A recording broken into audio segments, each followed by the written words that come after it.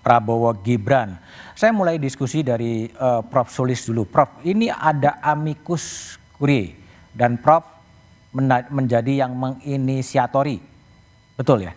Salah seorangnya. Salah seorang dari 303. Kenapa 303 itu? Begitu saja dibuka dan kemudian yang datang 303 dalam 3 hari lah kira-kira. Oh, tidak punya maksud tertentu ya? Tidak. Oke, tapi isinya apa sih amicus curiae dari Prof. Sulis?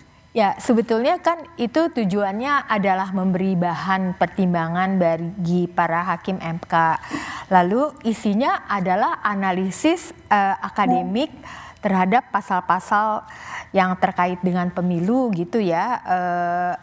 Dan kemudian di Indonesia itu kebetulan ada dasar hukum yang bisa dikaitkan, misalnya Undang-Undang tentang Kekuasaan Kehakiman nomor 48 2009 itu dikatakan hakim dan hakim konstitusi wajib menggali, mengikuti dan memahami nilai-nilai hukum dan rasa keadilan yang hidup dalam masyarakat. Jadi amicus curiae itu sebetulnya abstraksi, konseptualisasi dari keresahan masyarakat yang begitu banyak. Oke, tapi isinya apa? Petitumnya apa kalau boleh tahu? Ya, jadi ingin agar hakim Mahkamah Konstitusi itu memberikan keadilan yang sifatnya tidak hanya prosedural formal, keadilan technicality saja, tetapi adalah keadilan substantif karena Mahkamah Konstitusi itu adalah avant-garde, penjaga terdepan dari konstitusi, sehingga seharusnya undang-undang di bawahnya yang tidak berkesesuaian dengan konstitusi, baik soal-soal substansi maupun prosedural formalnya bisa dikesampingkan agar sungguh-sungguh memberikan putusan yang adil secara substansial, dan itu diharapkan oleh 200-an juta pemilih yang ikut di dalam TPS kemarin. Baik, Prof. Sulis, saya pindah ke Prof. Sigit Rianto. Prof. Sigit juga dari Jogja juga mengajukan amicus curiae ya, Prof. Sigit? Ya, kita bersama dengan beberapa teman dari Fakultas Hukum, kita mengajukan amici curiae juga, Mas. Oke. Yang isinya adalah? Pertama begini, Mas. Jadi kenapa kita menyusun amici curiae ini, karena ini bagian dari dan merupakan kelanjutan dari gerakan intelektual kita yang selama ini kita lakukan. Yang kita peduli terhadap kepentingan publik ataupun public interest. Nah, sekarang karena ada proses adjudikasi yang sedang berlangsung di Mahkamah Konstitusi, maka kesempatan yang ada bagi kita adalah mengajukan amici curiae ini.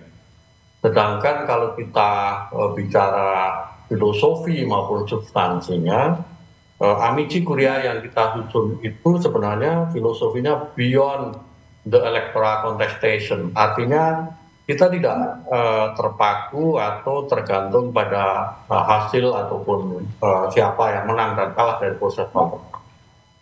Tetapi yang kita inginkan adalah bagaimana kita mendapatkan rujukan hukum dan standar institusi yang berlaku saat ini dan masa depan ketika kita membangun demokrasi, melaksanakan demokrasi itu dengan institusi yang berintegritas, kredibel, dan berorientasi ke masa depan. Hal-hal teknis tentu kami uraikan di dalam amici curiae itu, dan tentunya kami berharap itu menjadi pertimbangan dan rujukan bagi para hakim di Mahkamah Konstitusi. Kenapa demikian? Karena kita melihat sebenarnya proses ini tidak berdiri sendiri, karena sebelumnya sudah ada keputusan Mahkamah Konstitusi nomor 90 yang itu semua kita tahu menimbulkan kerusakan hukum dan kerusakan etika yang ada di dalam sistem hukum maupun di dalam sistem bernegara kita. Nah, sekarang kita memberikan pertimbangan kepada Mahkamah Konstitusi. Ini adalah kesempatan yang bagus untuk menerapkan asas restitutio in integrum dalam konteks yang lebih luas, di mana Mahkamah Konstitusi mengembalikan pada situasi yang baik, yang normal, yang luhur bagi kredibilitas Mahkamah, bagi kredibilitas proses kontestasi demokrasi yang ada di Indonesia. Oke. Saya kira itu. Baik, Prof. Sigit. Oke, saya ke Pak Hamdan juga ya. Pak Hamdan meskipun di Timnas Amin tapi juga pernah berada sebagai orang nomor 1 di Mahkamah Konstitusi. Ini ada gejala amici curiae yang diujukan oleh UGM dan juga Salemba. Apa yang Anda baca sebetulnya? Ya, jadi Hakim Konstitusi dan juga Mahkamah Konstitusi itu tidak berada di ruang hampa atau di Menara Gading. Hakim Konstitusi itu tidak disuruh hanya berada di kamar, tidak boleh membaca koran, tidak boleh melihat media, dan tidak boleh membaca yang lain-lain kecuali apa yang dihadirkan di sidang. Ini beda kalau kita nonton TV, juri di Amerika, mereka tidak boleh mendengar dari luar, dia harus mendengar dari situ. Jadi Hakim Konstitusi, justru konstitusi itu konstituensi, jadi rakyat.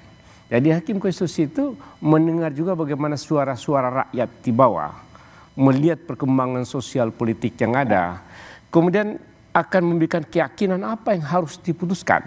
Nanti disodorkan bukti-bukti dan dalil-dalil dalam persidangan. Jadi campuran antara bukti-bukti dan dalil-dalil yang diajukan oleh para pihak dalam persidangan, kemudian hakim merasa dari bacaannya, dari lingkungan sosial yang ada, termasuk dari amicus curiae yang memberikan pandangan-pandangan dari tokoh-tokoh masyarakat, itu juga pasti akan dipertimbangkan. Karena Hakim Konstitusi sekali lagi tidak berada di Menara Gading. Jadi, dia berada di tengah-tengah sosial. Dia harus juga mendengarkan denyut nadi suara rakyat. Karena dia adalah mewakili rakyat juga.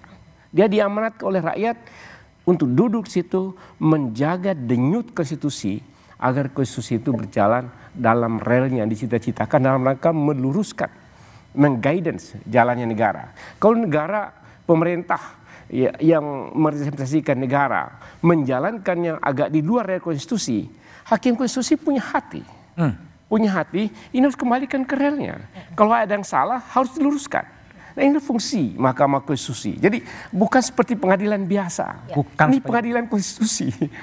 Jadi jauh lebih luas dari bayangan orang tentang pandangan hakim pengadilan pidana atau hakim pengadilan perdata. Ini adalah public court. Jadi hukum hakim yang presentasikan kepentingan publik, kepentingan negara jangka panjang dan kelanjutan generasi-generasi. Jadi ini karena itu putusan Mahkamah Konstitusi adalah putusannya juga sangat berpengaruh ke depan, ke generasi dan penyelenggaraan pemerintahan. Jadi luar biasa. Luar biasa. Tapi itu apakah memang kemudian amicus curiae dalam sidang konstitusi itu menjadi sesuatu yang baru yang sedang terjadi? Kita bahas setelah jeda berikut ini.